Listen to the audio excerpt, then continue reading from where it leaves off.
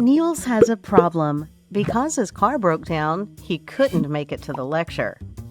Later on campus, Niels meets Nina. She tells him, "Today's lecture was about rolling bearing damage. There are many different types of damage, each of which occurs due to different causes, but almost all of them have in common that they can be avoided." The only form of bearing damage that cannot be avoided is fatigue damage. This occurs after a bearing has reached its fatigue life. This is normal, and therefore fatigue damage is also called natural bearing damage. Nina explains to him, other types of damage, however, only occur if, for example, there are lubrication errors, assembly errors, or incorrect operating conditions. That is why they are called unnatural bearing damage. When rolling bearing components wear out, this is called wear. A distinction is made between two types of wear. Abrasive wear is largely caused by hard particles in the bearing.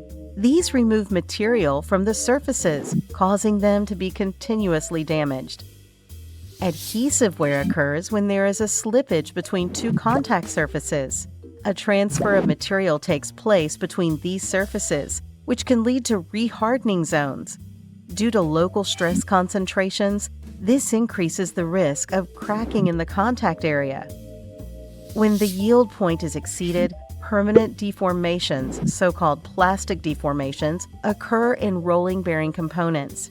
Exceeding the yield point can be caused by overload, which comes from load or shocks, or by indentations caused by particles that penetrate the bearing and are then rolled over. Cracks and fractures are among the most common types of bearing damage. Reasons for their occurrence include insufficient lubrication and extreme loads that can be triggered by impacts.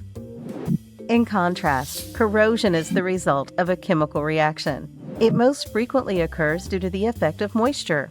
However, there is also so-called fretting corrosion, which can occur as fretting or false Brinelling.